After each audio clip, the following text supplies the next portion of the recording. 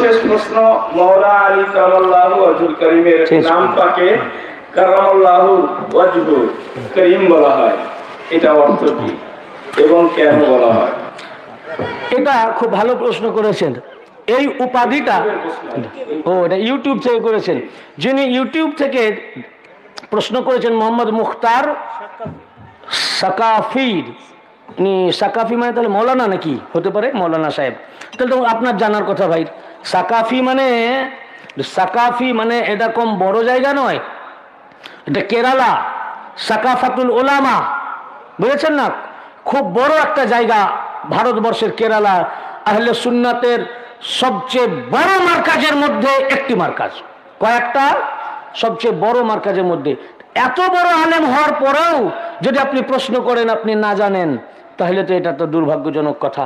যাই হোক, যখন প্রশ্ন করেছেন, এটা একমাত্র মৌলা আলী আলাইহিস সালামের জন্যই ব্যবহার করা, এটা কারো জন্য নয়। দেখেন, এটা মৌলা পাকের একটা খাস বিশেষত্ব। কি এটা? বিশেষত্ব, খাস। এটা আলী আলাইহিস সালাম ছাড়া কারোর জন্য ব্যবহার করা যাবে না। এর দ্বারাও প্রমাণ হলো সমস্ত সাহাবীদের মধ্যে মৌলা আলী এক্সেপশনাল। মৌলা আলী এক্সেপশনাল, যা কোন সাহাবীর জন্য জায়েজ নাই, ওটা মৌলা আলীর জন্য। এবং উনি তো স্বীকার করেছেন এটা বলা হয়, কিন্তু জানতে চেয়েছেন যে এর মানে কি। এটা কারামাল্লাহ স্পেলিং কি লিখেছেন?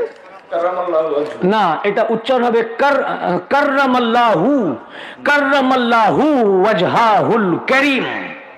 তো কাররামাল্লাহু ওয়াজহাহুল কারীম এর মানে হচ্ছে আল্লাহ পাক তার চেহারা সম্মানিত করুন।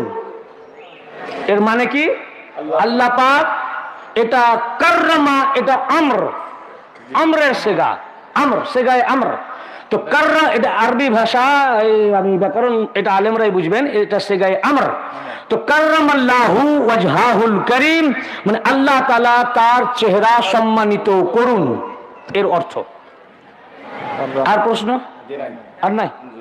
ইনি অর্থ চেয়েছেন, তাই তো? আর তো কিছু চান নেই, অর্থ বলে দেওয়া। এই মৌলা আলীর চেহারা সম্মানিত করার জন্য এটা আল্লাহ পাকের তরফ থেকে উনার জন্য নির্ধারিত, অতএব উনার চেহারাই সম্মানিত। আর এই সম্মানিত চেহারার উপরে যে তরবারি চালালো তার উপরে লানাত।